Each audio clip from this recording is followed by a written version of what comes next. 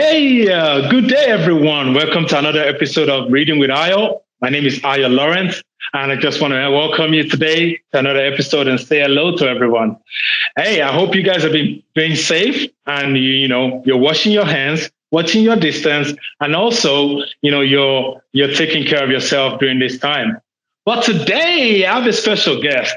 This guy, when I met him, we were just working in the same group, but we had a lunch one time, and that changed our perspective about each other and our perspective about the way we wanted to do work. And since then, we've become great friends. We have like one-on-one meetings every month just to share, best practices, lessons learned. Man, he's a great guy to know. And I just wanted to introduce him to everybody. Hey, you want to go ahead and introduce yourself, Chris?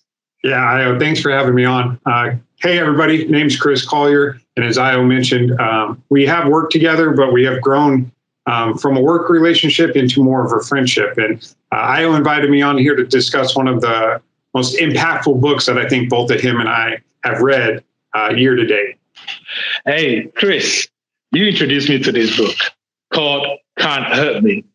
And the day you introduced me to the book, right, my cousin saw the vlog and like, man, you need to read Can't Hurt Me. I said, my friend just introduced me to it too. So that means it must be a good read. It's two people who can read it. So what I did, I actually got the audiobook and I got this book because from some of the reviews I've read, people always say, read the audio, listen to the audiobook and buy the book. What were your thoughts on that, Chris? I agree wholeheartedly because the audiobook is the book, but a podcast, right? So you get some additional insights out of the book. But overall, the book is challenging in the sense that it's really going to make you look within yourself and challenge yourself. David Goggins breaks down really 10 principles to look at and challenge you to be better, whether it's a physical feat, an intellectual feat, relationship feats, but it's delivered through his history of his life and how he's overcame these principles. I think the foundation of the book is, it doesn't matter where you start. You really can get to anywhere you want to get as long as you have your mind right. And I know Io and I will talk about it, but out of the 10 principles, one of the ones that hit me the hardest or was most impactful to me was scheduling your time. Really write down in your journal what you do every day in 15-minute blocks.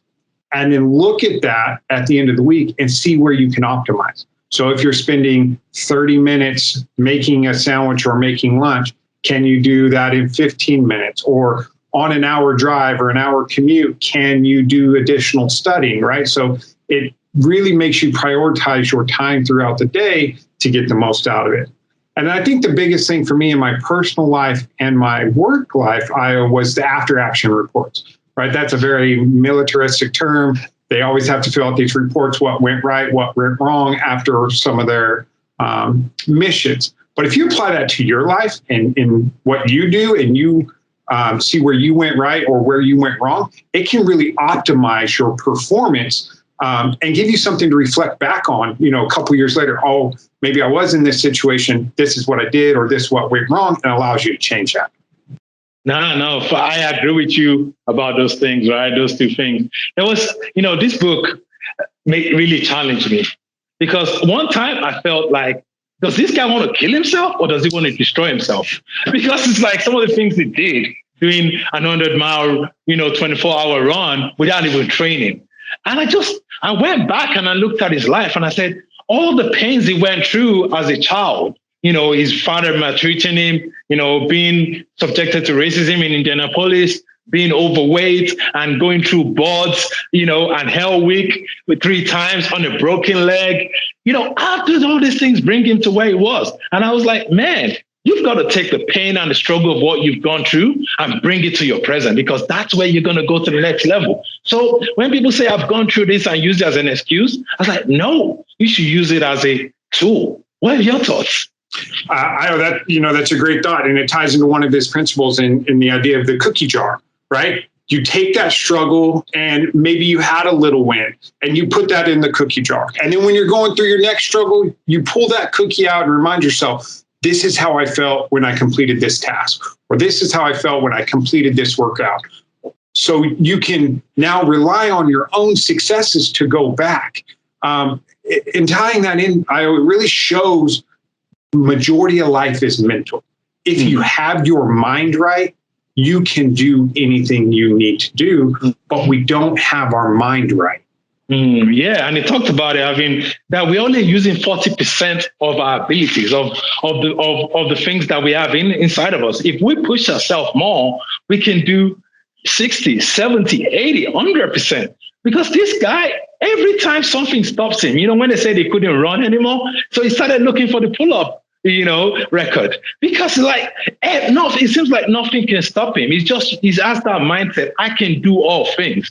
And I think most people need to create that mindset in their life, in whatever they're doing. So I just mindset is really matters.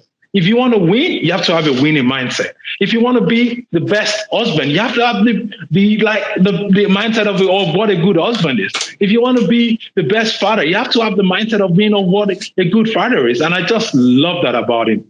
There was something that he talked about that really inspired me. He said, being uncommon amongst the uncommon. Because that is where we should be in life. That's why one of the things I try and do is I look for the people that are doing great things, that are doing, and attach myself, because it's only then you can motivate yourself to be better. What are your thoughts around this, Chris? It's that whole principle of your who you surround yourself with, right? And if you're surrounding yourself with the best of the best, and then you challenge yourself to be better than the best of the best, all you're going to do is continually grow within yourself. And that's applies to every principle in life, whether it's family, whether it's work, whether it's friendships, whether it's church, rec, sports, anything. You're always searching to be the best. And you cannot be the best until you know who the best is. And that's why why you and I are here, right? I searched out uncommon people like you to help me grow in aspects of my life that I was not strong in. And that's why our friendship has continued to challenge each other back and forth. Yeah, and actually, that's one of the reasons I love about you, is because, and Tito, that you're very good with data. You can look at data and man, I love the way. So I was like, okay, what did you think there? What did you think there? Man, that is so cool, man. This book is so good. I know we've not done it justice, but what do you have to say just to close us out about this book? To close it out, words will not do it justice until you read it or until you listen to it. Io and I think both suggest get the audiobook, turn it on, and just listen to it. And then think afterwards, maybe a couple chapters in, if you don't feel like running your first 5K or 10K or marathon or going on a 100-mile bike ride, if David Goggins could put himself through every challenge in every aspect and succeed after multiple failures, why can't we put ourselves out there and challenge ourselves? And I totally agree with you. I think everybody should get this book, and don't read it once, read it twice. I'm telling you, you will love this book. It made me start doing the things and one of the things I learned about this book is you got to be consistent. You got to be determined. You got to be disciplined, and you got to have hard work. Those four things are the things that are going to take you to the next level. Thank you very much, Chris. Thanks for your time. Man, I know I'm going to have you again because we're still going to have books that we're going to challenge ourselves on. But thank you very much, Chris. Thanks for your time. And bye, everyone. Take care. See you next week. 2 weeks' time,